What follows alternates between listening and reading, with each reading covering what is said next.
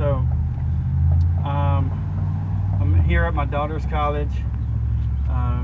She had 4 of her bolts on her Pontiac G6, the wheel hub, that came off. I already took these 2 off. I looked on YouTube for videos specifically on this make and model, and I really couldn't find anything. So while I'm here doing this, I thought I would share this with everybody. So you take off the wheel, you have to take off the plastic cover. And you can see there's a couple of the bolts are still in the plastic cover housing. I'm gonna have to figure out a way how to get these, unwind these out of there so I can reuse this the plastic covering for the wheel. And you have to take off the hub, the wheel hub. So over here I have the brake caliper, you know, bungee tied up here, and I believe that was a 13mm socket that you use to take off. There's going to be a placement actually on the, where is it? Oh, I took this off too. I took them off in 2 different pieces, but on the back of this is where the caliper goes. One right here, one right there. Those are 13mm. And then right here is where the brake caliper housing goes. Right, well, backwards. It goes like this on there. And these are longer bolts that are 15mm sockets to take these off.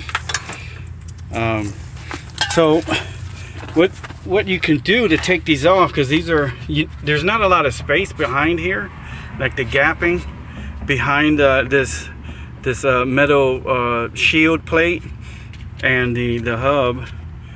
So trying to pound these out, the only way I can get them out is this little piece really was standing straight up, kind of like this is, and I just used my metal chisel and flatten this down just so I can pound these out and I can have access on this side of the hub. So I'm going to show you how I removed it.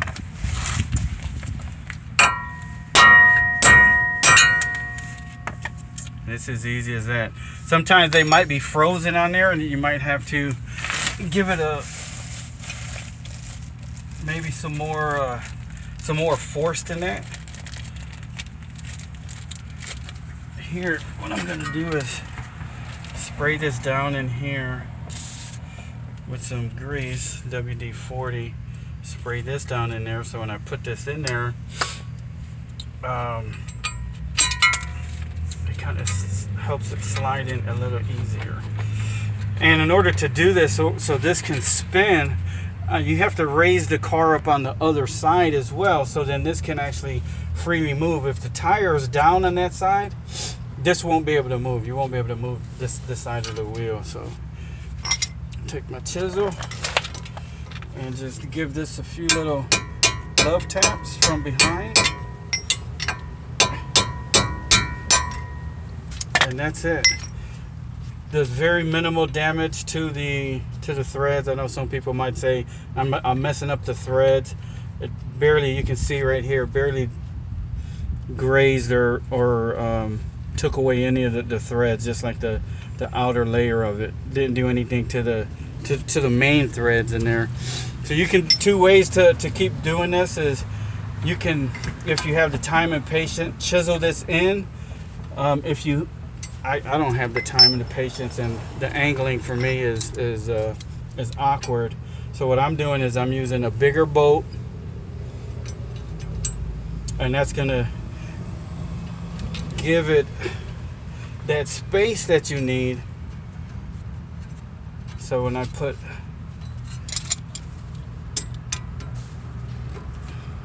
my bolt on, what I'm gonna do is tighten this up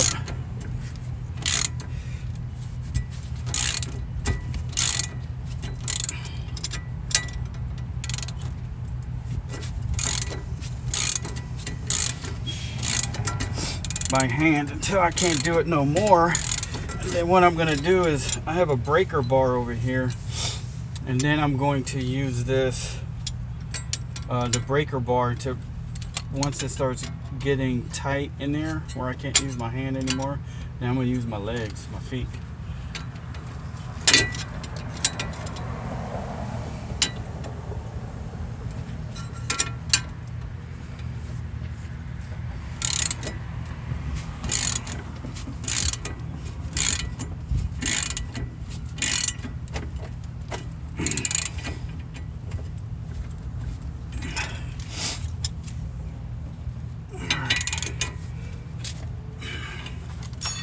And it's good to have something like this, another breaker bar, anchor bar that you can actually put in between your studs and the floor to prevent this from moving. Or for each one that I have to replace, I would have to go to the other side, lower the car so then that tire wouldn't turn, then this wouldn't turn on this side, and then I could use it that way.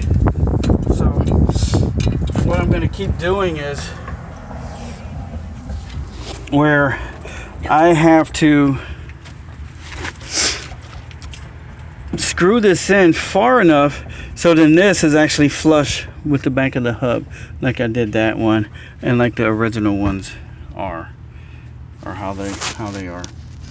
So I probably got to turn this one, shoot, maybe 4 to 6 complete turns on this with the breaker bar to pull it in, keep pulling it in closer. Once I get it nice and flush, like I have these ones down here nice and flush already, then I got to back off. I don't want to break it again, you know, by trying to do too much. But that's one way I figured out how to do it without actually taking off the hub, which, like, to take the hub off, you need a 35 millimeter socket to take this off.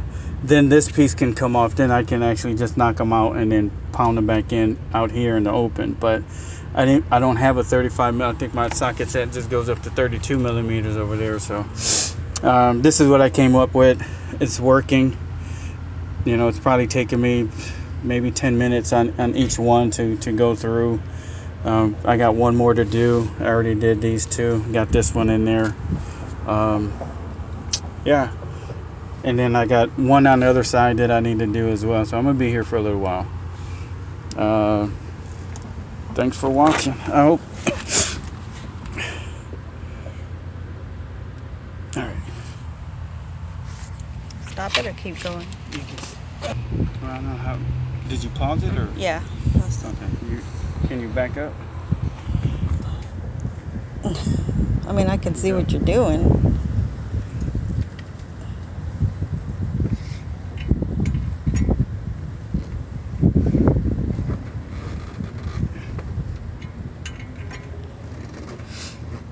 You recorded? So this is what you call a poor man's impact wrench. Your leg. Hold on. Is it? Oh yeah, it is. It's recorded? Yeah. This is what you call a poor man impact wrench. I mean, if I had an impact wrench, and this would make it so much easier. Oh, snap.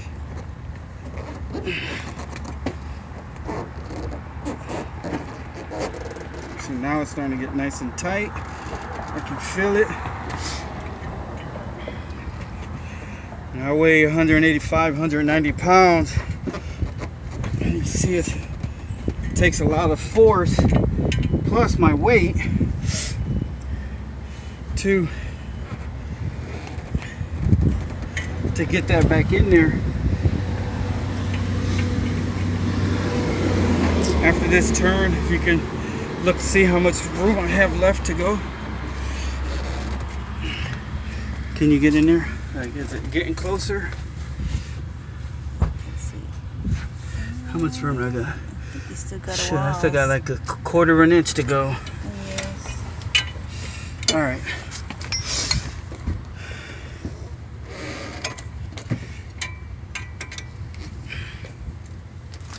Well, it's probably like a half an inch a little while ago, so.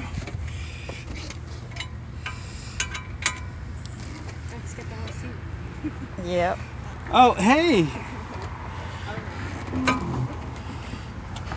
Alright, that's it. You're not recording anymore. Stop. Yeah, stop. I don't know whose car this is, but I'm dirtying it.